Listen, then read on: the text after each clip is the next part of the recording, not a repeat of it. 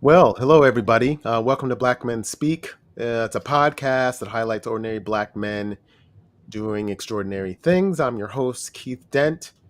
And on today's show, we're going to dive a little deeply into media and its portrayal of black men and how there's one man out there that is trying to do something about it. I'm sure there are others out there, but by the virtue of his niche and what he is trying to create, I think it's something that we're talking about today, and I'm excited to bring in Jermaine Hall. He's the CEO of Level Man Incorporated. So it's a website that is dedicated to black men 30 and over. So I was intrigued being over 30. I felt that I needed to delve into this site. He's really speaking to me. Until there's a black men's website dedicated to men over 50, this is the spot to go to. So, and so he offers a commentary on race, politics, culture, relationships, and self development. So, what's great about Jermaine is that transformational content executive, he's been at this game a long time, and he's a digital publishing native. We're going to dive deeply into what's kind of the content portrayal online for black men and why now it's so important to craft the right voice and vision for black men in the media. So let's bring them up. Jermaine, how you doing, brother? Welcome to the show. Keith, thank you for having me. Yeah, it's great to. We were just chopping up before the show, folks, and another Jerseyite, so it's always great to Sir, be on the show. So before we ask a question and I don't want to make sure I explained it correctly, but what is Level Man Incorporated?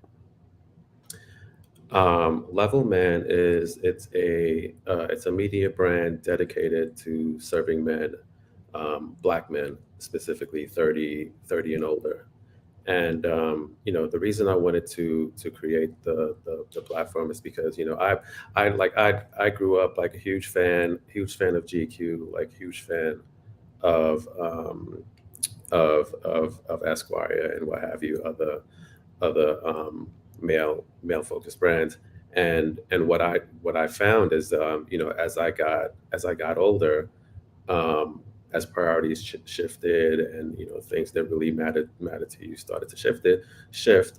I couldn't find a space that like wholly catered to me anymore. So it's like, I always call black men, as it relates to digital media, we're like these digital nomads. We like go from like place to place to place to get all the things um, that we need, but there's never like the one brand who delivers everything that we need. So with Level, I really wanted to dive into like three main content buckets. One was race and identity, which is what you mentioned before. um, and my thinking there, because this was before everything happened with George, and Ahmad, and Brianna.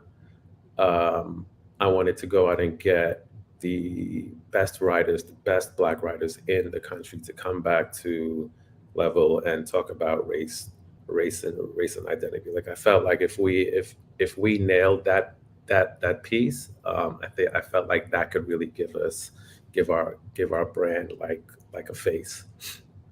Um, the second content bucket, which is it's the one that's closest to my heart. It's the life bucket. I call it generally, and within that bucket, we talk about sex and relationships. We talk about fatherhood.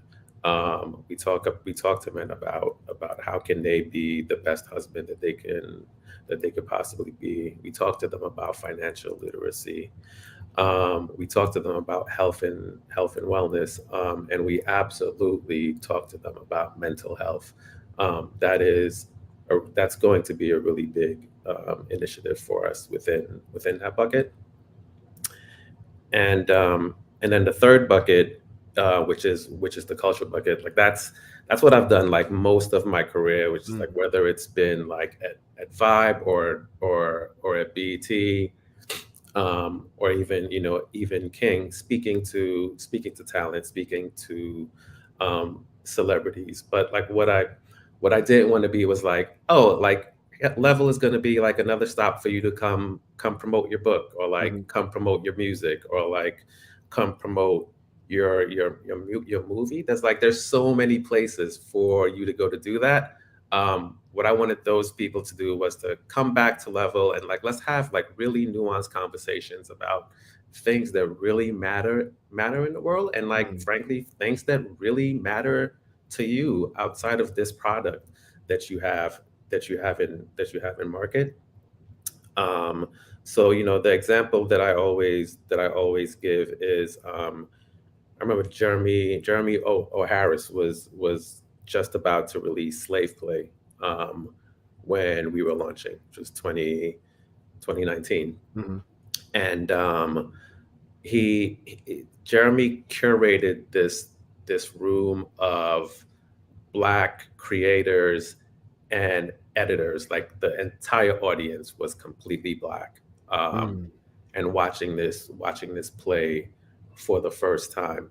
And there's this character in the play whose name is Philip, and Philip is like this really in a shell, introverted black man who is married to this very dominating older white woman.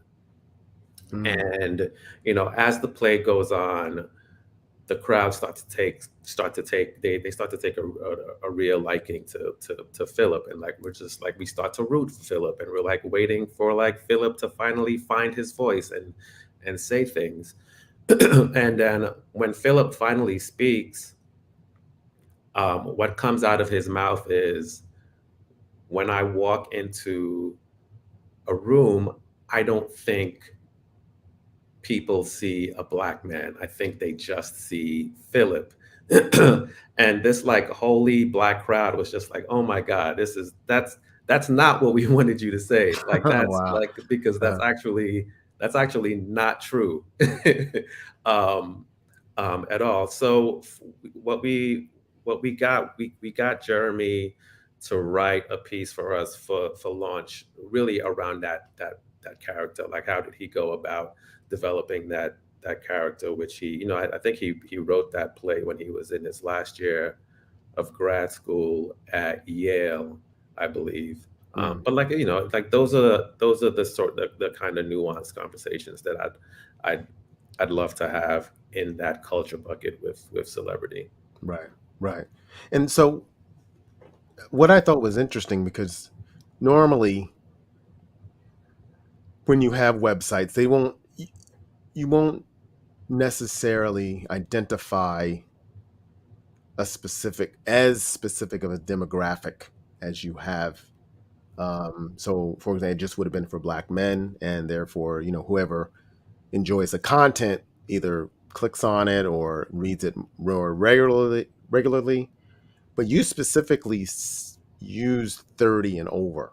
Um, was Why did you do that? And yeah, I'd love to hear why you decided to be so definitive and who the site was for.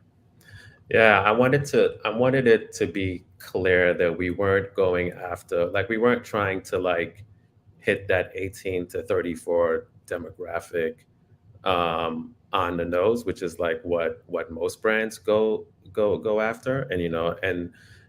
And like I said, to me, the the white space that I saw for for this group was really 30 and older. So I wanted to be super clear, um, about who we were serving, and why we were serving them, and then also be super clear about who we weren't serving. So, and by the way, that's not to say like if you're in your 20s, like you won't find anything on level that's of Right. Of course. interest to you, because you might, you just might, you probably will actually. Yeah. um, but yeah, I think it was really important for us to identify who our audience was, and then also, frankly, when we tell our story to advertisers, into um, when we go in front of clients, we want them to know, like, the people that we're addressing, like, they have a pretty substantial amount of disposable income. um, so they are a valuable audience, and they do have a lot of spending power. Right. I'm sure that helps because that I mean, and it's interesting. I thought it was quite fascinating because, of course, in that younger demographic, they probably don't read as much. As far as especially longer articles, they're used to the hit it and quit it TikTok or Right. Instagram, a Twitter, whereby it's quick and whereby from what I've seen on the website are very thought provoking articles that you have to sit and think and where it devotes a response or a way that you may have to respond or at least share because and I'll just bring there was an article that I just saw I guess today was the whiteness of traffic and whereby just the little traffic man is white and was that by design, and I was like, and it hit me, it's like, well, first of all, it's like, who would think about that? That was one. And two, is that even possible that that was even a design? And, the article was very well done. But, the younger set would be, well, who cares? Look, I mean, I'm going to walk across the street anyway. And, I don't care. Right. I don't Yeah. care about this, the traffic sign. I'm going to go when I want to go kind of thing, you Yeah, know? they're definitely gonna respond with it. It's not, I think, it's not that deep commentary. But it's like the brand and the site. There was really a reason why I thought Medium was the perfect place to incubate it, to start it, because that platform is inherently for people who love to read, and people who are fine with paying $5 a month to read really thought-provoking pieces of content. So I think the following that we were able to cultivate, like, while we were on Medium, uh, for since 2019, is, it's the type of person who really enjoys reading lots of words. Like, they're not intimidated by a 1,000 word story. They're not even intimidated by a 5,000 word story. Mm-hmm. Right. So, yeah, I want to go back a little bit, kind of, I guess, to 1998 when you started. I guess at I think I want to make sure I got this right. At Vibe, were you there when you or Yeah, yeah? yeah. So Like, what? So was that something that you out of college wanted to do? Was that what you set out to do while you're in college, or was there something else? What drew you to that space? I majored in journalism in both Okay. both undergrad and graduate school, Okay. grad school. And I interned at Vibe in 1997. Okay. Um, and man, I loved it. I loved it. It was my second internship. My first internship was with a newspaper, the Greenwich Times. I interned in the sports department, and absolutely, like, just didn't love the experience there. But once I got to Vibe, I was just like, yeah, this is my tribe. This is really what I want to do for the rest of my life. Luckily for me, back then, Vibe had this rule where you could only intern for 1 semester, and then you had to leave the program. So I knew I had to try and find a loophole. So that first semester, I interned for the magazine. That second semester, I went down to it was called New Media. Actually, it wasn't even called .com or digital. Went Wow. down to the New Media department, and this kid by the name of Larry Blackspot Hester, who was running the website at the time. Um, I was just like, "You're black. They're about to kick me out. Can I can I come intern for you for this second semester?" And he was like, he was like, "Absolutely." So while there, Black ended up moving on to Double XL to become music editor, and Black's boss, whose name was Reggie Miller. Like Reggie and I had really developed a relationship, and Reg was like, "Look, Black is leaving. I need someone to run Vibe.com for me. Would you be interested?" And I was like, Absolutely, absolutely." So that was my Wow. end to the to the industry. Wow. Okay. And so with that, you've seen I guess the landscape of how black men, or black people, but black men specifically, have been portrayed in the media or in digitally and otherwise. So, um, where have you seen a shift? Have you seen one? Because kind of in researching the story, that today, it's no surprise that we're really is seen as aggressors, victims, whereby it can kind of slant and not give us an overall holistic view of what a black man is. So, have you seen a kind of a shift from when you started to the present day as far as how we're portrayed digitally and otherwise? I think that the publications that wholly cater to us, and by us I don't mean just only black men, but I think just black people as a whole. I think those publications have always done a really good job at painting the whole picture of a black man. Like, the work that Vibe has done through its entire existence. It's been so important to the culture, but it's also been so important to us as as black people. I believe, especially especially when they like to like for me, my favorite stories to read in Vibe weren't even necessarily like the stories around music artists.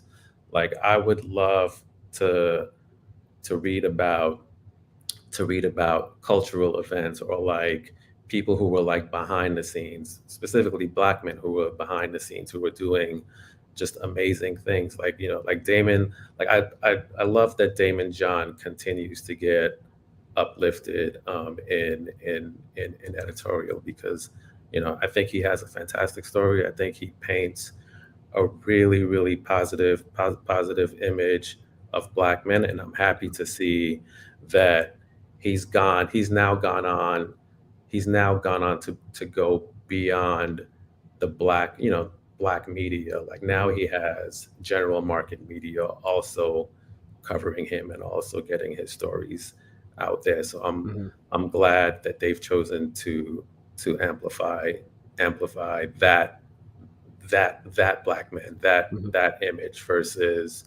versus only the negative. Yeah.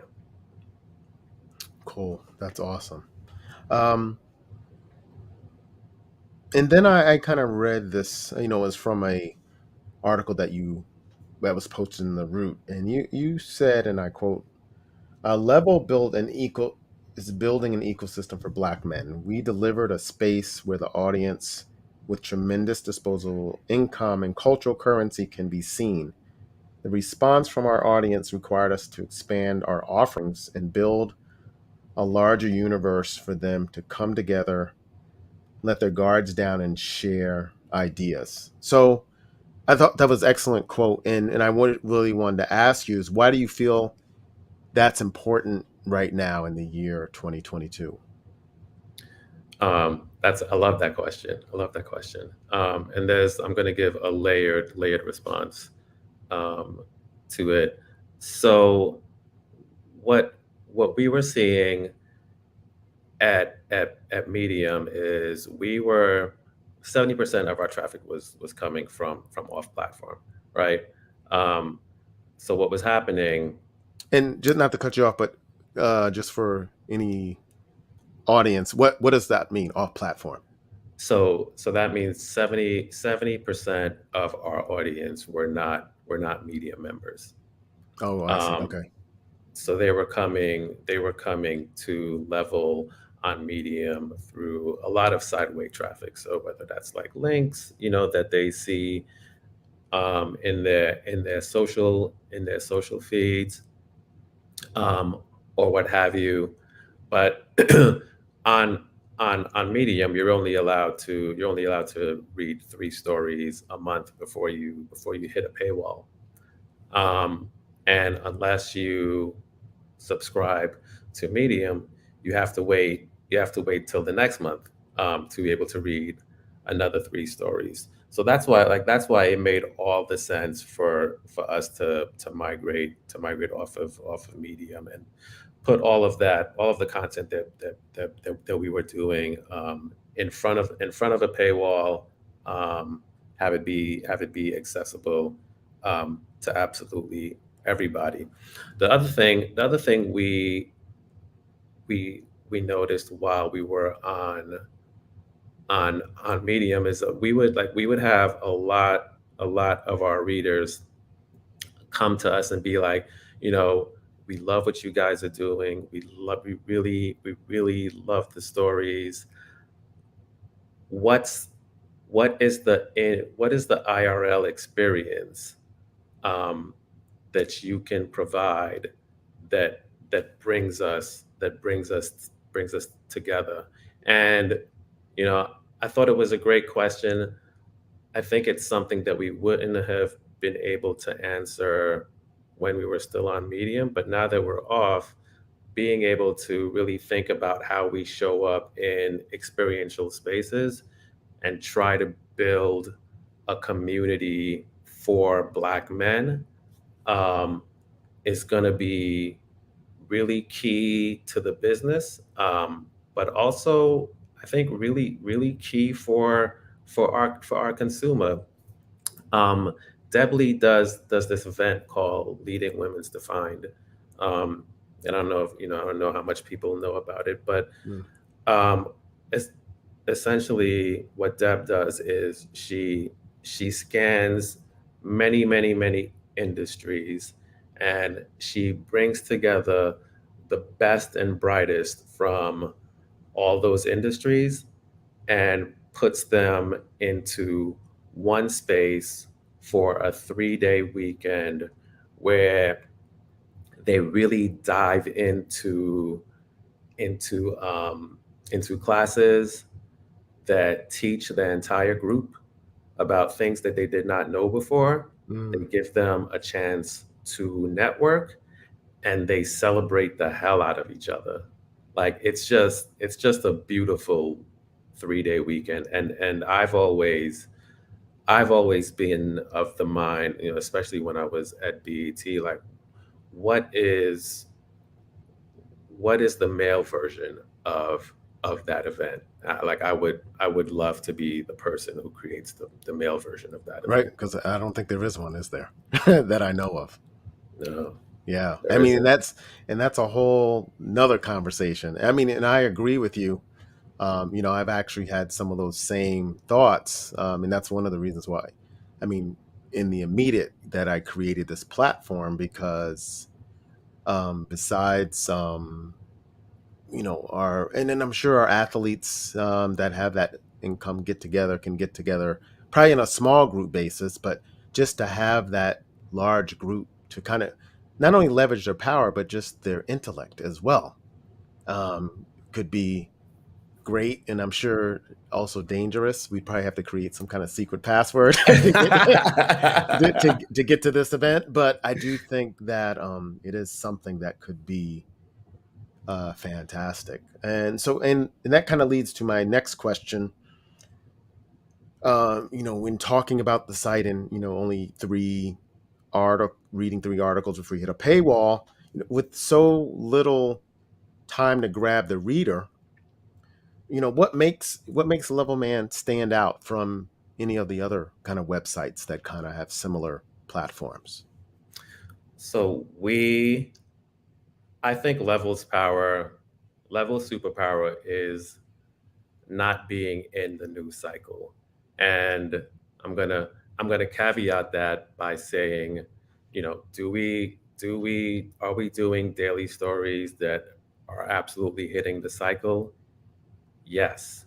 Um, the way we do those stories though is we put them in the Level voice, and we always make sure that there is a perspective that rings through on those stories. And that's fine. Those stories help feed the beast, help feed the machine. But I think the superpower comes in the article that has nothing to do with the news cycle, and it's just wholly really interesting Hmm. um, to read. It's like it's giving the audience a nugget that they didn't even know that they needed. So, like for instance, here's a really good example. We did a story um, called The Keeper. The story was called The Keeper of the Biggie Belt, right? And this story was around a group of source editors who were all tasked with making sure that the notorious B.I.G.'s long leather belt stayed hung up in one particular office. So editors would editors would shift in and out of that office, so like somebody who's associate music editor gets promoted to music editor, so they leave the Hmm. office. So the next person who comes in, you are now the keeper of the Biggie belt, and you need to make sure that this belt never leaves the office. And just to give a little bit of background on like how the Biggie belt even came to be. um, Notorious Big was doing a fashion shoot, and he came to the source offices, and he was wearing a really dilapidated black leather belt. And the staff was like making fun of him. They were like, "Yo, man, like, are you not getting paid enough at Bad Boy? Like, this belt looks awful." And I think Riggs Morales, who is now a big time A&R over at Atlantic Records. Riggs was the keeper of the belt at the time. Like, he was the one in the office.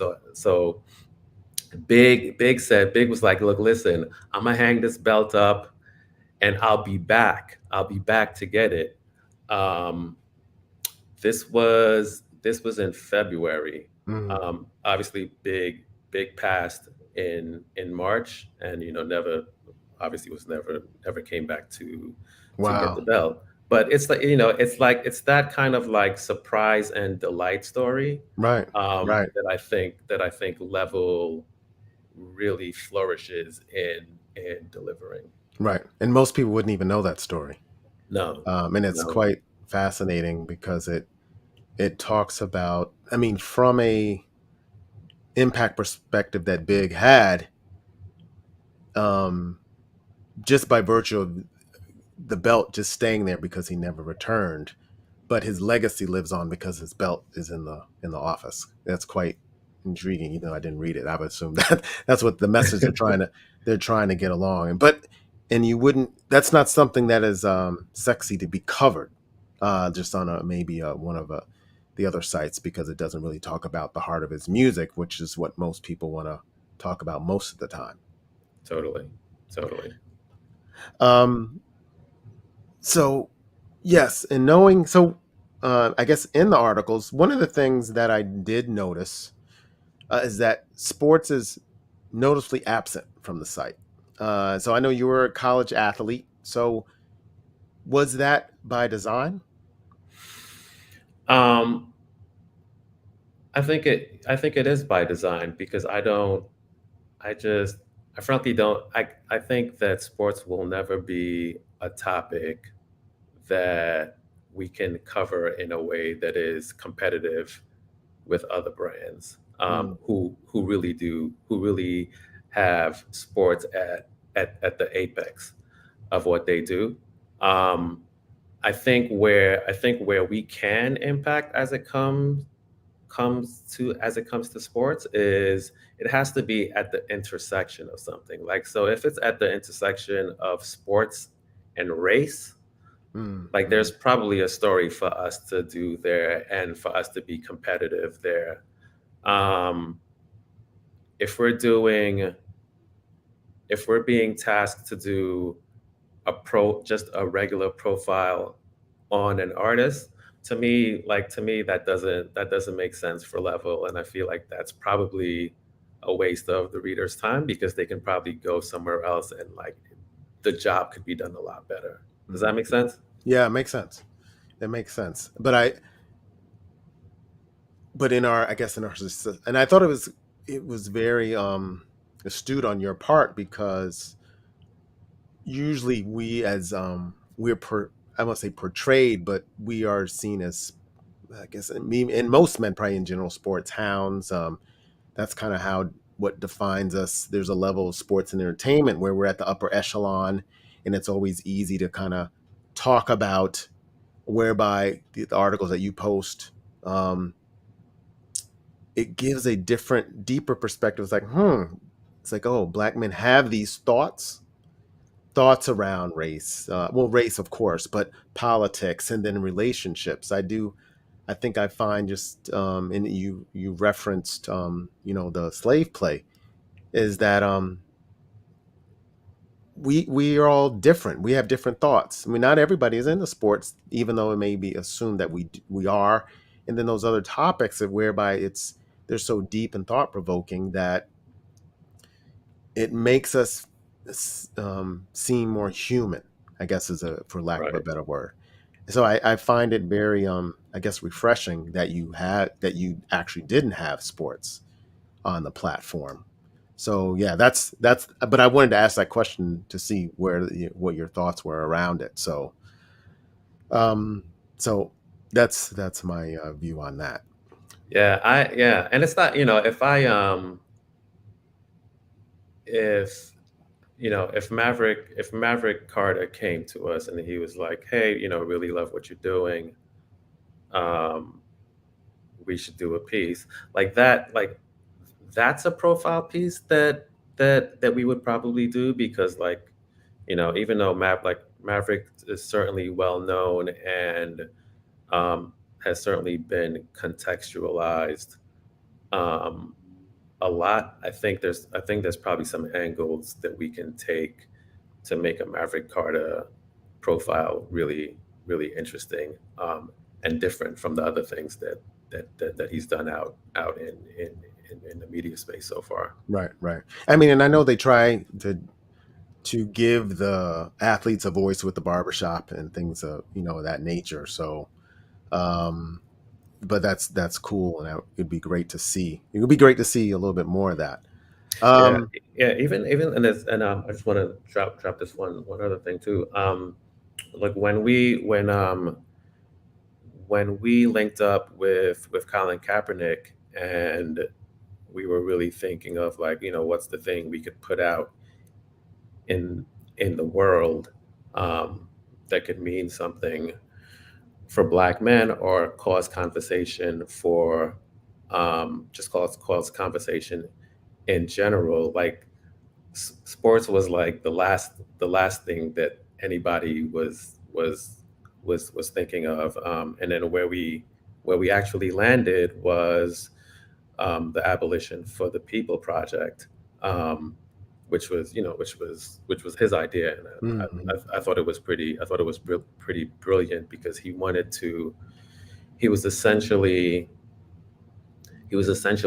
challenging our audience, um, and I think the public in general to imagine what the country could look like if we did not have police? How could we go about policing ourselves if police police officers were no longer a thing? Wow. Oh yeah, I have to catch that article. That sounds pretty deep. Um, a couple more things because you talked about because one of the other things, and there was a couple of comments on here from some other, and we may try to get to those if we have time.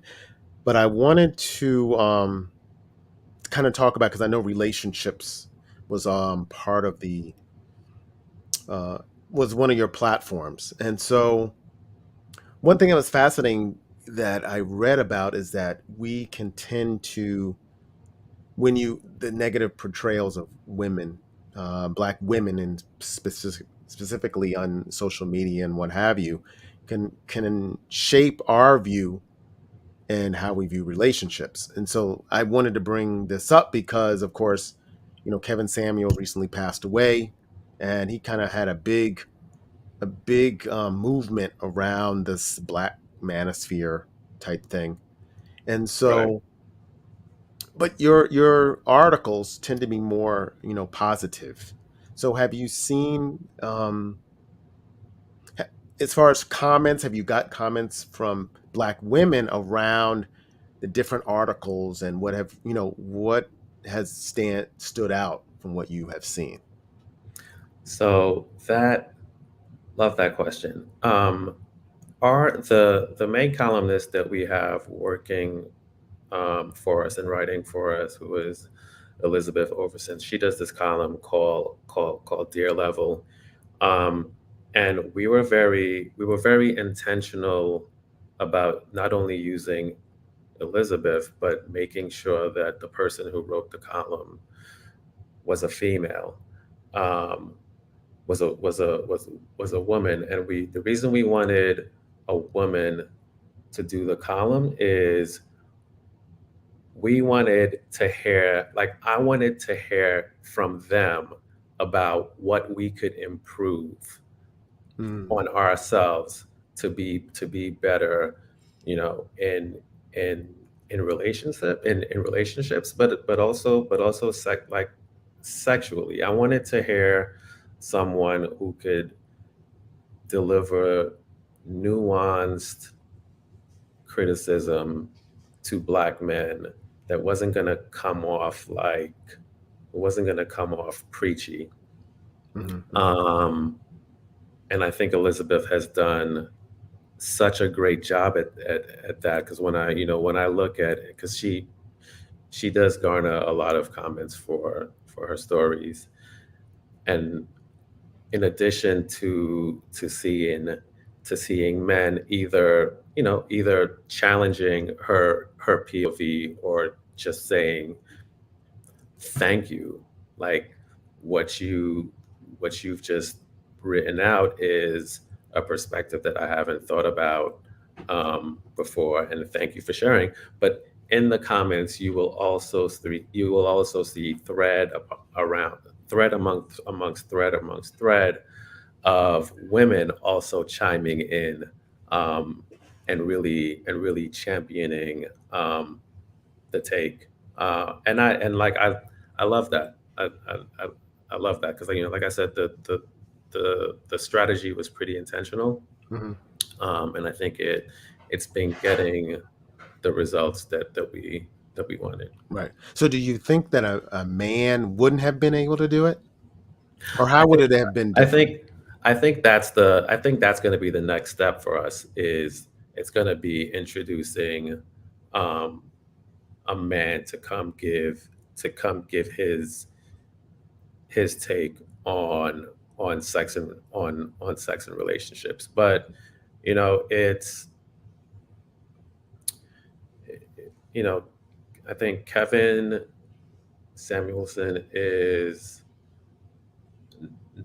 probably not. It's not probably. It's not someone who we would champion for that role, um, at all. That's not the type of individual that we want to be giving that type of advice. But I do think we need we need to hear Hmm. from a male perspective. Oh, okay. Okay. Um, great. And so, just from all the, oh, because you've been, I guess, as a standalone site, it's been about 3 months. Is that correct? Yeah, And almost 3 months. so, and you don't necessarily pick articles from that particular period, but what articles on the site that have really impacted you? Um, the one the one that comes to mind immediately is we did a story on Rashad West, who was the owner of a Chinese restaurant called the Dragon Walk. Um, but when everything went down with George Floyd, if you remember, police officers were saying that he was not being cooperative when they were when they were trying to when they were trying to pin him down, or when they did Right. pin him down. Right.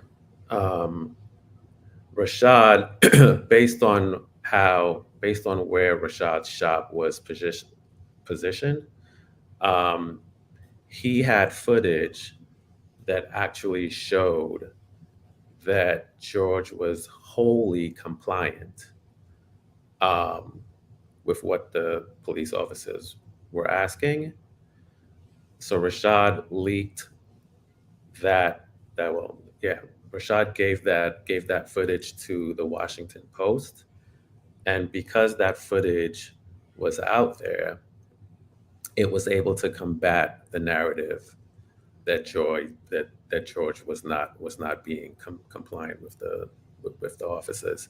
That was that was an incredible find for us, because that story ended up going going viral. Um, and again, as I mentioned at the top of the interview, it really nailing stories as it relates to race and identity. Like, it's so critical for us to really kill those stories, because I think those are the types of stories that level, you know, starts to be notorious for. Um, Mm-hmm. but that's one that absolutely comes to mind. Wow. I mean, and I didn't really know that. Were there any negative, and you may not know this, but I just felt compelled to ask, was there any blowback on him leaking that in the community for him? Um, I'm trying to remember the story now, because it's been so long since I've read it. I can't remember if he got any crazy threats. Um, and he had done. I think he had appeared on CNN. I think he did a piece in in the Post. I can't remember if he Oh, I got see. any Okay. any It was blowback more or than not. just that. He did some other things Yeah. that kind of put him out in the open. So great. So two more things. And this kind of goes to the deeper kind of portrayal, but Oh, I in got I got one more story I gotta oh, tell. okay, go ahead. I Go got ahead. one more I We gotta got tell. time. Go ahead. Um, there is there is I mean, everyone knows Frank Lucas. Um, what people don't know about Frank is, like, he's not the easiest person to deal with. Um, and I knew the writer who had sat with Frank for over a year. She wrote his book, his biography. Her name is Aaliyah S. King, another Jersey product. Phenomenal writer. Uh, and I remember that time when Aaliyah was writing the book. Her and I would debrief every Wednesday. Like she would just tell me, I was like, "Yo, Aaliyah, how was your Tuesday with Frank this week?" And then she would just tell me like all these stories, and like how this how he refused to like call her by her by her name, how he was just in like Frank was an absolute character. Um, but Aaliyah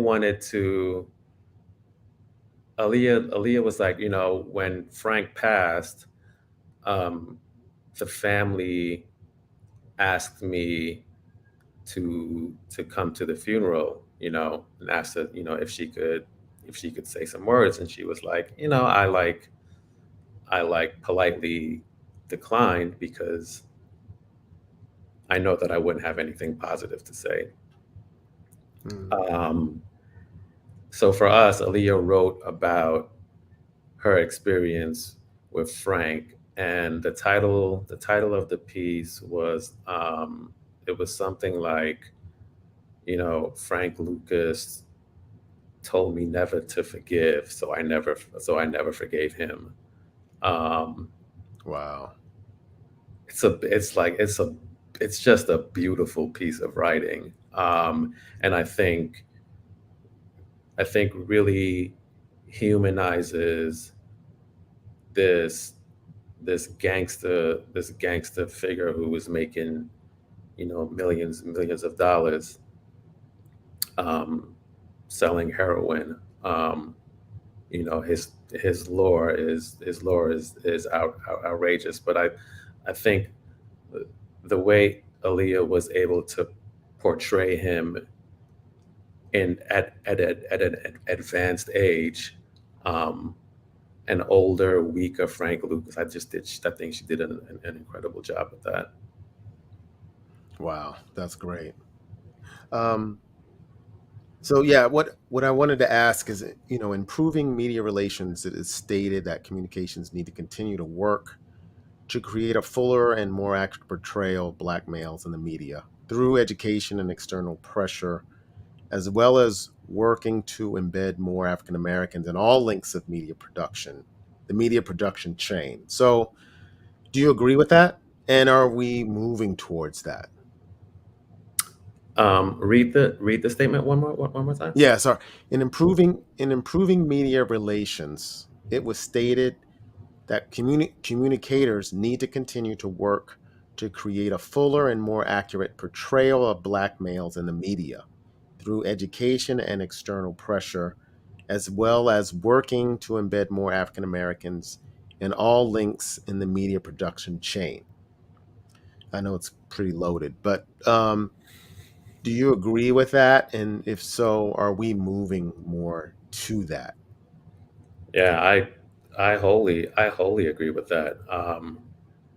I think we need to champion the black men. I mean, similar to like what your platform is doing, really focusing on black men doing positive things. I think I think general market media as a whole should also commit to doing that. And I don't see that. I still don't see it enough.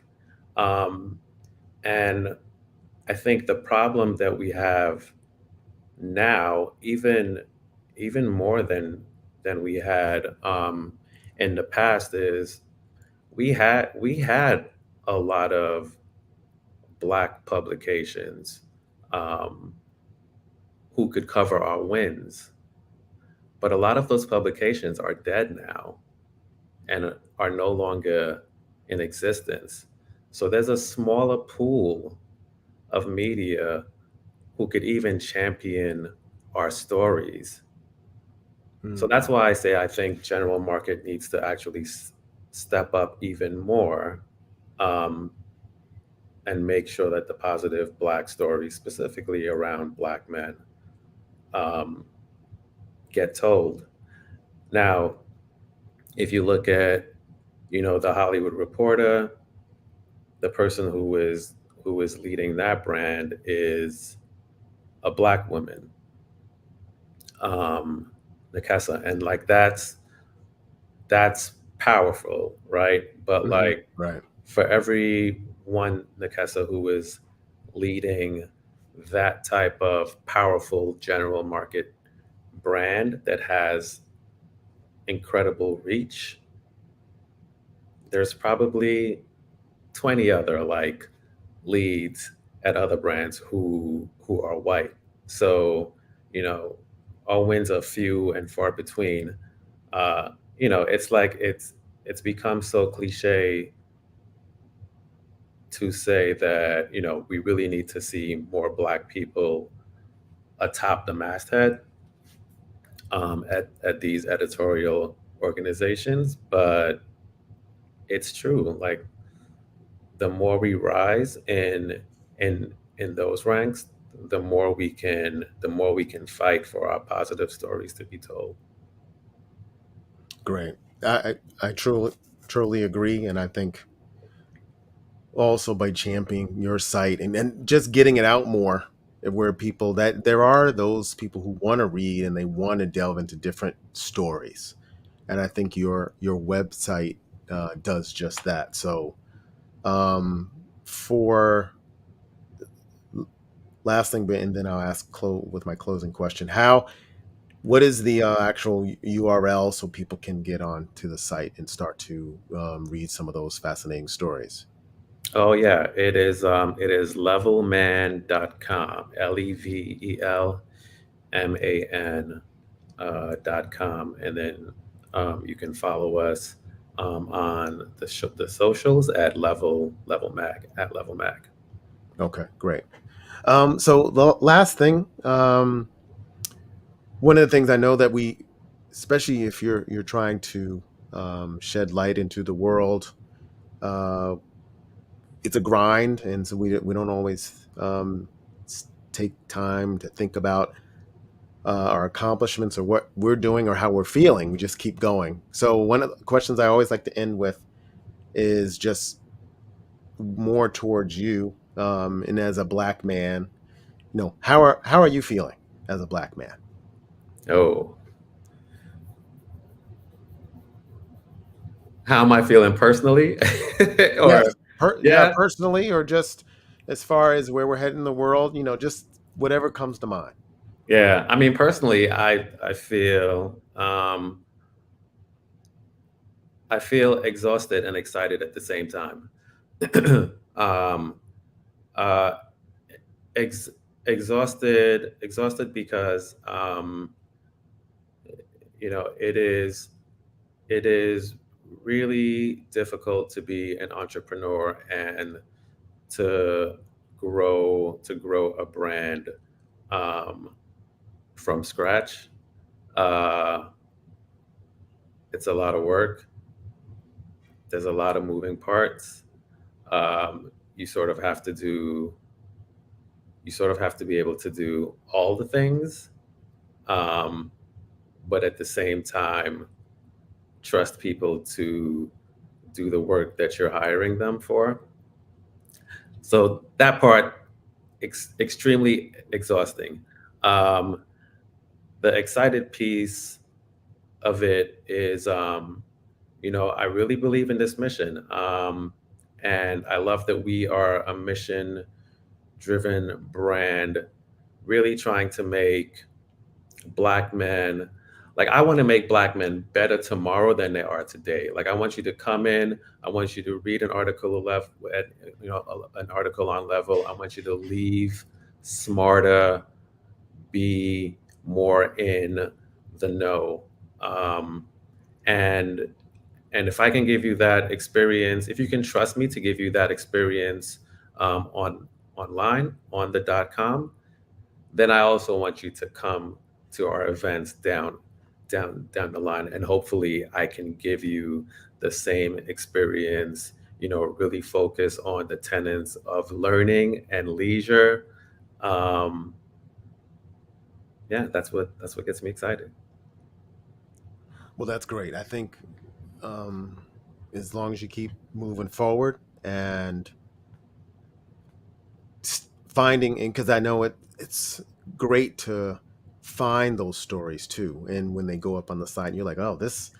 because you have to entrust yourself to other writers. You can't do all of it. And so when Totally. those writers nail that story, that, oh yeah, this is the why you created this platform, it'll all start to come together. And I think we as men now have a consciousness that we want to level up, so to speak. We want to be seen as that level man, not just that man.